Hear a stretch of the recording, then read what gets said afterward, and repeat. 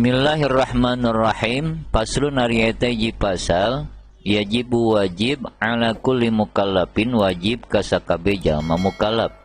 Naon ada jami'i ma ngalakonan sakabe perkara aujaba anu geus ngawajibkeun hu kana ieu perkara.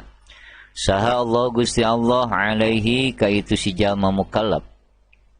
Wa yajibu jeung wajib alaihi ka jalma mukallaf naon ayu addiya kana yen nyumponan itu jalma mukallaf hu kana sakabeh perkara nu ngawajibkeun Allah alama netepan kana perkara amaro anu marentahkeun hu ka jalma mukallaf saha Allah Gusti Allah bihi kalawan ieu perkara minal ityani buktina tina ngadatangkeun bi arkanihi kana pirang-pirang rukun na ieu perkara wa syurutihi jeung pirang-pirang syaratna ieu perkara wa yajtanibu jeung ngajauhan jalma mukallaf mubtilatihi kana pirang-pirang anu matak ngabatalkeunana ieu perkara wa yajibu jeung wajib alaihi ka jalma mukallaf naon amruman marentahkeun jalma ro'a anu ningali si mukallaf hu ka ieu si man tarika syai'in kana ninggalkeun hiji perkara minha tina itu arkan wa syurut au ya'ti atawa ngadatangkeun ieu si man biha kalawan itu arkan jeung surut ala ghairi wajhiha kana salian ti jalana itu arkan jeung surut. Wa yajibu jeung wajib alaihi ka jalma mukallaf naon qahruhu maksana ieu si man ala zalika kana itu mazkur in qadaro lamun kawasa si mukallaf alaihi kana itu qahrun wa ila jeung lamun teu kawasa si mukallaf payajibu mangka wajib alaihi ka jalma mukallaf naon al inkaru ingkar biqalbihi ku hatena itu si jalma mukallaf in ajaza lamun apes si mukallaf alal anil qahri tina maksana wal amri jeung marentahkeunana wa zalika jeung ari ingkar ku hate ad'aful imani eta panglemah-lemahna iman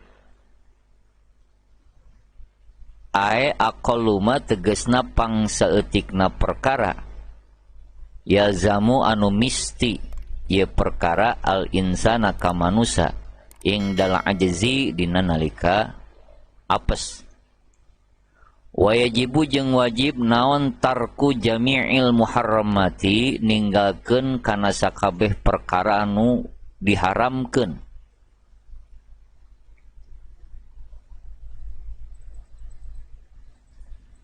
wan nahyu murtakibiha jeung nyegah kanu milampahna ieu mahrumat wa manuhu tegasna nolak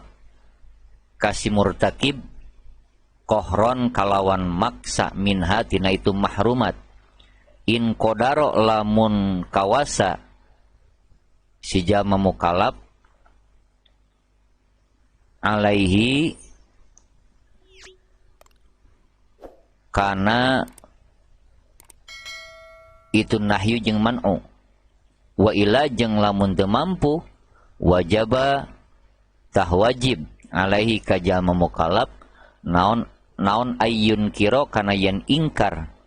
si jalma mukallaf zalika kana itu mazkur biqalbihi ku hatena itu si jalma mukallaf wa mufaraqatu maudhi'il ma'siyati jeung misah jeung pisah tina tempat maksiat wal haramu jeung ari haram maeta perkara tawa'ada anu geus ngancam saha Allahu Gusti Allah murtakibahu kana kajalma anu milampahna ieu perkara bil iqabi ku siksaan wa wa'ada jeung ngajanjikeun Allah tarikahu kanu ninggalkeunana ieu perkara bisawabi ku ganjaran Wallahu a'lam bissawab.